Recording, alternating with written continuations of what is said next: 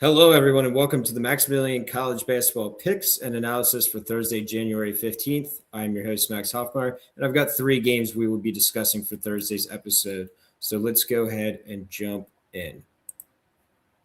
But first, we're going to start with a little recap of last show.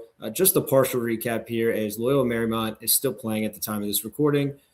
So it will either be a 3-0 or a 2-1 day, but regardless, going to be a winning day. So I'd like to see that.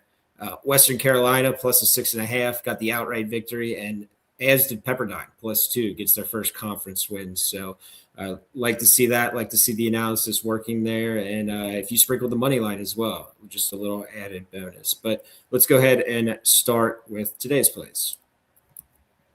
And for the first one, we're going to be looking at the Sun Belt, where South Alabama is hosting Arkansas State.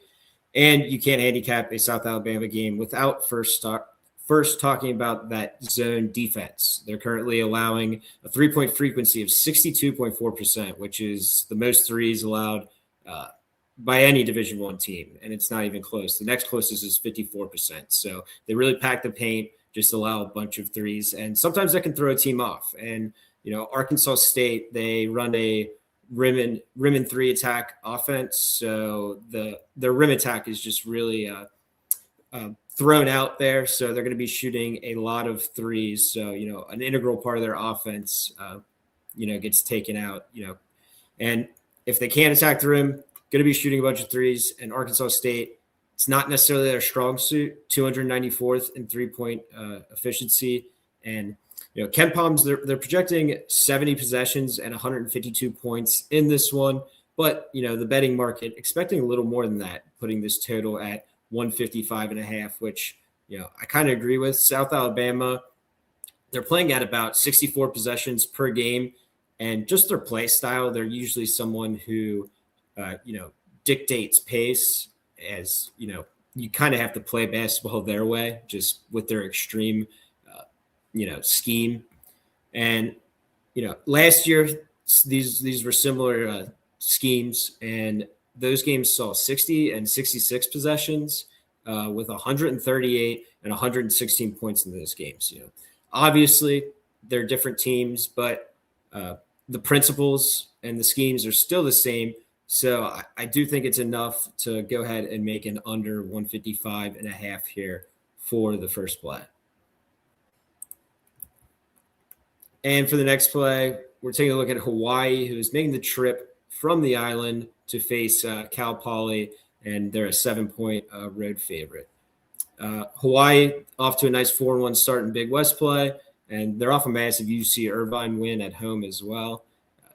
Hawaii, kind of a tough little travel spot here to start the new year. They went to Riverside, to UC San Diego, then came back home just for one game, and then a quick turnaround to come back off the island and play Cal Poly here. Cal Poly, on the other hand, off to a 3-3 start.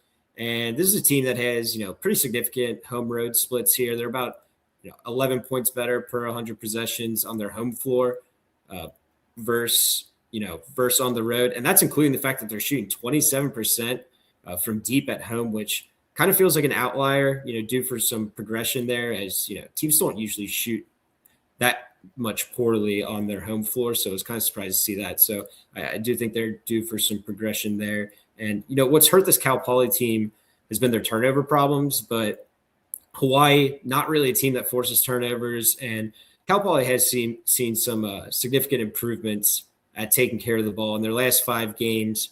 They've lowered their turnover rate pretty significantly. So I'm going to go ahead and take Cal Poly here plus the 7 and trust them at home for our second play. And for the final play, heading to the horizon, where Wright State is 6.5-point favorites versus the Penguins of Youngstown. And Wright State, they've been red hot of late, but they have been a little lucky in that stretch. They're currently 4-1 in their last 5 games, but shot quality, they've expected them to be 1-4 actually. And I mean, it kind of makes sense. The main reason why we view them as a little unlucky during that stretch is they're shooting 47% from deep in those 5 games, which, that's something that's really hard to sustain. And that red hot shooting isn't something that Youngstown should be too worried about here, because Youngstown's defense, they excel at taking away the three ball. Not from an efficiency standpoint, they just don't allow attempts. Only 31% of opponent attempts have been from deep with their 3-point denial defense, which is 8th in frequency allowed in the country. And Wright State themselves have similar principles, but that might actually help Youngstown here, as this is a Youngstown State team that is shooting 31% from deep, but 55% from 2-point in conference play. So they're a much better team inside the arc. So Wright State taking away that three actually might help Youngstown here more. And Youngstown themselves, extremely unlucky. They've lost 4 straight games, and all were expected to be winners, and 3 of them with win expectancies of 75+%. So going to go ahead and take for the final play Youngstown plus the 6.5, just due for some regression here. So going to go ahead and take the points for our final play. And that will do it for today's episode. Thank you so much for watching, and make sure you subscribe, as you don't want to miss any future episodes.